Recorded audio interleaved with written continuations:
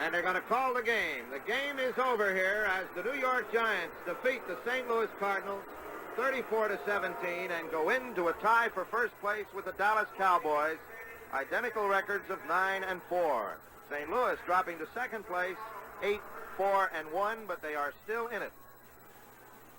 And as we said, we're going to have to wait until next Sunday evening to know who is going to be in these playoffs. But a tremendously important victory here for the New York Giants against the team they had to beat. And they did it with consummate grace and ease. Well, hello. Thank you so much for taking time out of your day to check out this video. And welcome to the Gridiron. And before I get started, I just want to say thank you so much for taking time to watch this video.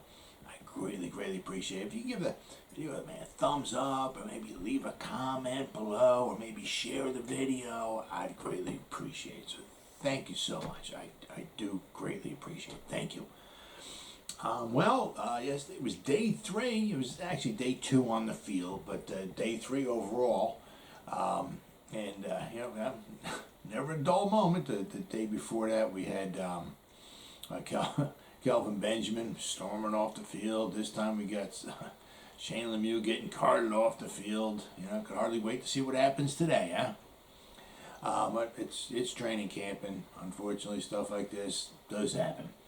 But I want to start off with they brought in, checking out a quarterback, Shane Mannion. I believe that's how you pronounce his name. I guess they're just trying, pulling as many people as they can. He was drafted in 2015 in the 3rd round by the St. Louis Rams. He is 6'6". He's 230 pounds. He's 29 years old. Quarterback.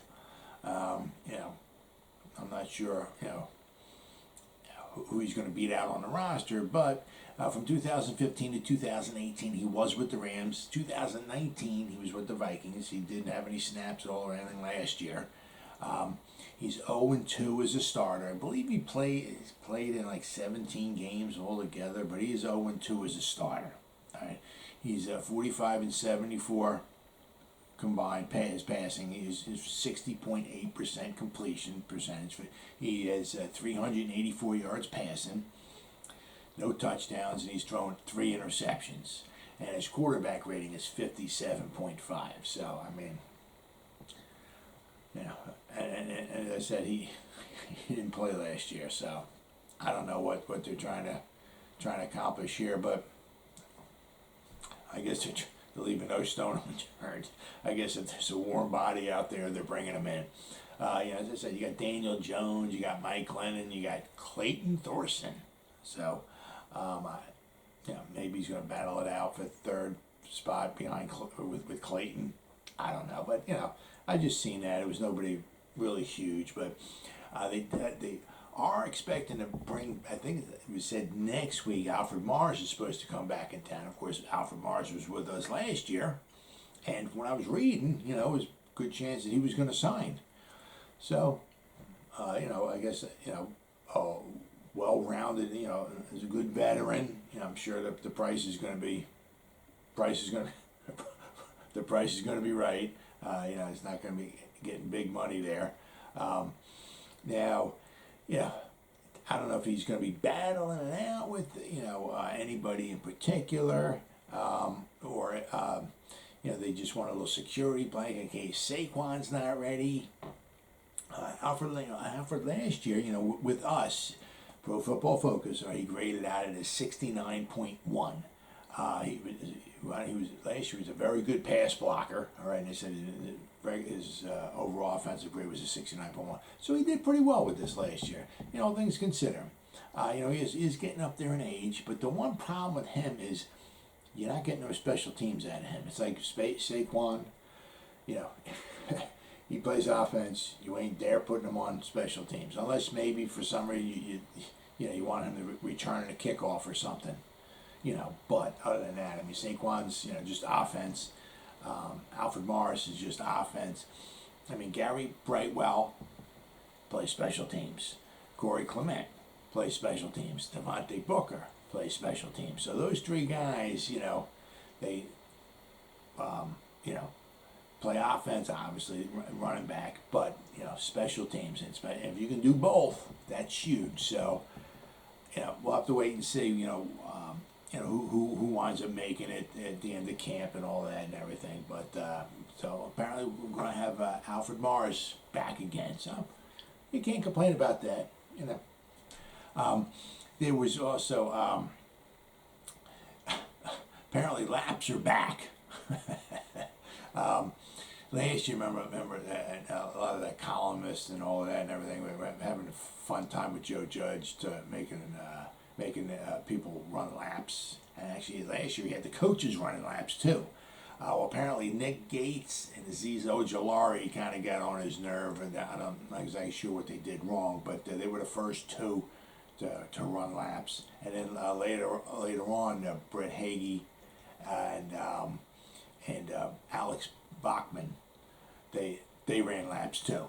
No coaches ran laps yet, but so far, what I read, he's had four guys running laps. So laps are back. Then you have what I was reading was David Sills. I mean, last year he was doing pretty good in the training and all of that, and then unfortunately he wound up breaking his foot and he went on IR. So he missed last year, unfortunately. But apparently this year he's stealing some reps. That's from what I was reading. He was like, when they were doing drills, he was like, he'd be like the first one in line. He was even apparently got in front of Kenny Galladay to run some patterns and all that. And after practice was over, he was running some routes with Daniel Jones after practice. So it's he's trying now. It's we got a lot of wide receivers. It's especially because we added John Ross, Kadarius Toney, Kenny Galladay. We got Slayton there, Shepard's back. So it's not going to be easy for him to make the team. But if David Sills does not make the team, it's not from him from lack of trying. I can tell you that much. So, hey, got your fingers crossed. It's always good to see somebody going out of their way, really trying hard and making it. So I'm certainly pulling for him. It'd be nice to see. Now what I read was Elerson Smith. He was on the sideline. He wasn't practicing, but what I was trying to find out, there's no injury update on him. So hopefully, whatever it is, it's not, extremely horrible. I mean, I've listened to Joe Judge talk a lot, about like if guys aren't like 100% and all of that, this is like a ramp up, So they're trying to get the guys like acclimated to the to the running and all that and everything. So apparently, if the guys aren't 100%, he'd just rather have them, I guess, stay on the sideline and just not get hurt anymore or cause any strains or pains or whatever. So I'll try to keep an eye on that. But I mean, hopefully he'll be back real soon, Elerson Smith. But then, of course, the big news of the day was Shane Lemieux getting carted off during practice. Apparently he hurt his knee. I was reading that. I couldn't even find what knee it was. But another thing was that there's like a wall of guys. No, I don't know. I guess it may be trying to shield Shane Lemieux from being seen. So as far as maybe what knee was hurt or what happened or whatever. But all I kept reading was he was carted off the field, injury to one of his knees. So hopefully it's nothing serious. But it just goes to show you. I mean, Giants have like a little over $2 million in their salary cap. Now, as I say, it just goes to show you, because it's like sometimes you got these big free agents that are available, or somebody wants a trade, or somebody wants off this team or off that team, And, it's so nice to think about guys coming on your team and all that, especially, guys want the big money. But, then we're like 2 days on the field in practice, and this is not even like live contact or anything like that. And Shane Lemieux is getting carted off the field. It's like, So it makes you start wondering, it's like, you're gonna need some money to start replacing some bodies, as time goes by, because it is what it is. Guys are going to get hurt. We're going to need to replace guys. You didn't know exactly who the first guy was that's going to get hurt, but you knew sooner or later somebody was going to get hurt on the practice field. You didn't know who it was going to be, but apparently it's Shane Lemieux. As I said, hopefully it's nothing really serious. But it just goes, it's like you start looking at like the offensive line. It's like, man, they're so young. It's not like, oh, we got a lot of good quality depth. I mean, Dave Gettleman, and they're pushing their chips in the middle of the table on the offensive line that they got, and they're young, not proved at all. And then we got a bunch of guys behind them that aren't proven. So, I mean, Rob Sale's got his work cut out for him. I'll tell you what, if this guy can whip these guys into some championship offensive lineman, I'll tell you what, he deserves a big, big break. I mean, because, Andrew Thomas, right, he's the left tackle, right? He's only played 1 year. Now, apparently, they want to have Shane Lemieux. They took Will Hernandez and they got him playing the right guard, so they want Shane Lemieux playing the left guard next to Andrew Thomas. But apparently also that's what Shane Lemieux played during college. All right, and he did pretty well there, run block wise. He's got to improve his pass protection. But anyway, Shane Lemieux, he's only played 1 year. Then you got Nick Gates at center. He's only played 2 years, right? Will Hernandez, he's played 3 years. He's like the senior. I mean, in an ideal situation, the guys that they got, and they want Matt Parrott to be on the right tackle. He's only played 1 year, right? So you got Andrew Thomas played 1 year. Shane Lemieux's played 1 year. Nick Gates has played 2. Then you got Will Hernandez has played 3, and you got Matt Parrott. So between the 5 guys that they want starting, right, there's 8 years of experience.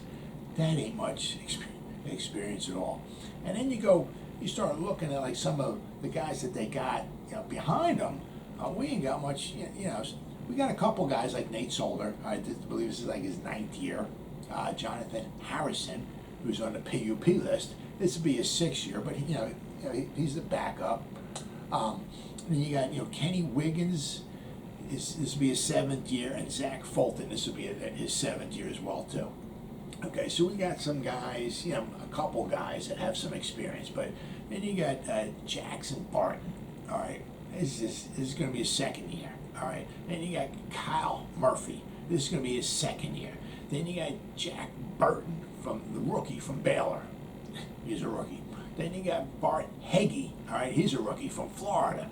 Or Brett Hagee, I'm sorry, a rookie from Florida, the center, all right. So, and so he's the one behind Nick Gates right now because Jonathan Harrison is out. All right, and then you got Chad Slade. This is going to be his 2nd year too. So we got a boatload of guys that do not have much experience at all. And if we start losing guys, like Shane Lemieux, and we could be in a world of hurt. Now the thing is, we got like $2.5 million, a little over $2 million of salary cap. Now only the top 51 guys count toward the salary cap. So if somebody gets hurt and you got to replace them, you can keep bringing guys in that are like making like whatever, $800,000, $900,000, maybe $1 million. So you can keep bringing guys in, and it's not like what if all these guys get hurt? We can't bring in. Oh no, you can keep bringing guys in, but the only guys you can really bring in are guys that are making like about $1 million a year or less. You just can't bring in any big free agents, so those guys are pretty much out of the question. You guys got to keep bringing in basically, cheap guys that either aren't very good or don't have much experience. So it just goes to show you, like we've only been on the field for 2 days, and all of a sudden it's kind of like, Matt Parrott is, a star. He's not on the field. And you got Shane Lemieux. He's one of our other stars. Out of our 5 stars, 2 of them aren't there. No, aren't there, right? And our backup center, he's not there either. So things are I don't want to say crumbling, but things are things are starting to happen, and it's happening to the offensive line, and that's one of the worst positions that we could possibly have where we start getting some injuries. And unfortunately, it's only day 2, and unfortunately, it's football, and more injuries will continue. And when they do, I'll be here to report them. Well, as always, guys, thank you so much for taking time out of your day to check out this video. You guys stay safe out there, and go Giants! Woo!